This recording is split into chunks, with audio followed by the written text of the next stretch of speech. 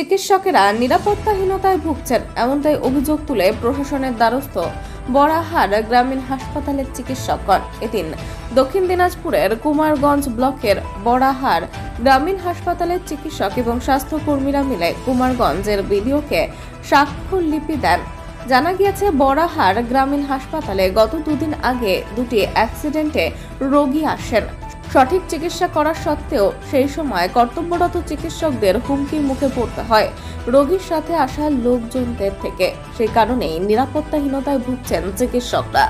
যদিও ওই গ্রামীণ হাসপাতালে পুলিশের একটি ক্যাম্প রয়েছে, তা সত্ত্বেও নিরাপত্তাহীনতায় ভোগা চিকিৎসকরা এদিন সুরক্ষার দাবি জানান কুমারগঞ্জের বিডিওর কাছে। বড়াহার হাসপাতালের চিকিৎসকরা জানান, সুষ্ঠুভাবে চিকিৎসা পরিষেবা দিতে কর্তব্যরত চিকিৎসক ও স্বাস্থ্যকর্মীদের নিরাপত্তার ব্যবস্থা করতে হবে প্রশাসনকে।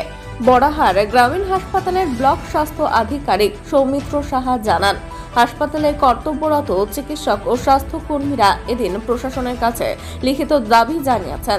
পাশাপাশি তিনি জানান, চিকিৎসকরা যাতে ভয়ে মুক্ত পরিবেশে কাজ করতে পারে তার ব্যবস্থা নেওয়ার প্রয়োজন।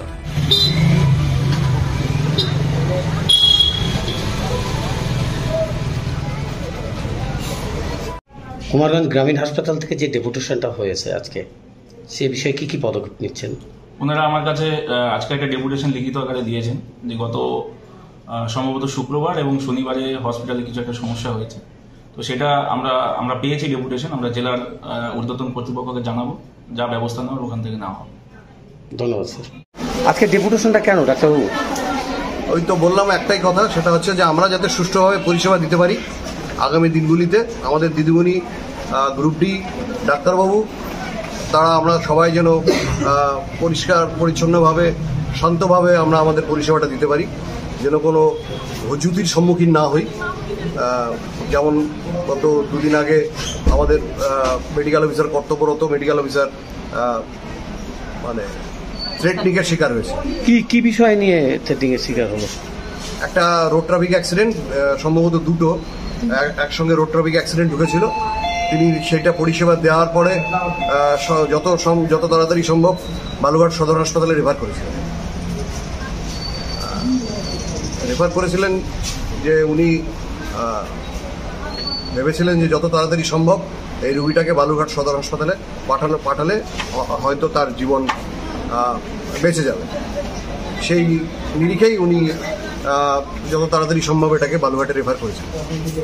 কিন্তু কতিপয় ব্যক্তি তখন তারা গিয়ে ওইসব গাড়ি, অ্যাম্বুলেন্সের রিকুইজিশন এসব নিয়ে নানান রকমের প্রশ্ন তোলে এবং ডাক্তারকেও একটা থ্রেটনিং দেওয়া হয়, বাইরে নিয়ে যাওয়া হবে, বাইরে নিয়ে গিয়ে ঘরে ঢুকিয়ে রাখা হবে, এই সমস্ত। সেই পরিপ্রেক্ষিতে আজকে ডেপুটেশন কোথায় কোথায় ডেপুটেশন দেওয়া হবে? শুধু ব্লকেই, বিডিওর কাছে? ব্লকে এবং অফিসার ইনচার্জ আইসির কাছে। আপনার নাম?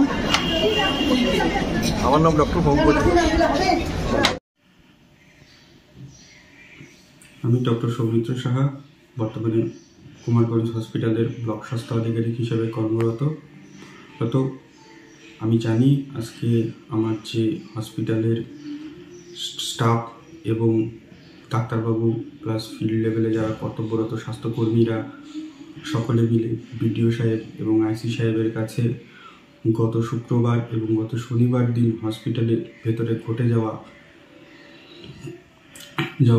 যে অপ্রীতিকর ঘটনা, তার প্রতিবাদে তারা তাদের দাবি জানাতে গেছে। তাদের দাবি যেন ভবিষ্যতে হসপিটালের ভেতরে এই জাতীয় কোনো ঘটনা না ঘটে এবং এই ঘটনাগুলোর আশু সমাধানের জন্য প্রশাসন যেন এগিয়ে আসে এবং তারা যেন আমাদেরকে সর্বত্রভাবে সহযোগিতা করে হসপিটালে ভীতিমুক্ত কাজের পরিবেশ সৃষ্টি করে। এবং হ্যাঁ, এটাও আমি জানি যে সেই দিন আমাদের যে কর্তব্যরত ডাক্তারবাবু যিনি ইমার্জেন্সিতে ছিলেন, সেই টাইমে 3টে অ্যাক্সিডেন্ট পেশেন্ট হসপিটালে আসে এবং আসার পরে একজনের শারীরিক অবস্থা অত্যন্ত খারাপ হওয়ার কারণে তিনি দ্রুত সেই পেশেন্টকে বালুরঘাট হসপিটালে রেফার করেন এবং সেই মুহূর্তে তিনি হসপিটালের বাইরের যে অ্যাম্বুলেন্স ছিল, মানে যেটা 102 অ্যাম্বুলেন্স, তাকে রিকোয়েস্ট করে তাদেরকে কনভার্ট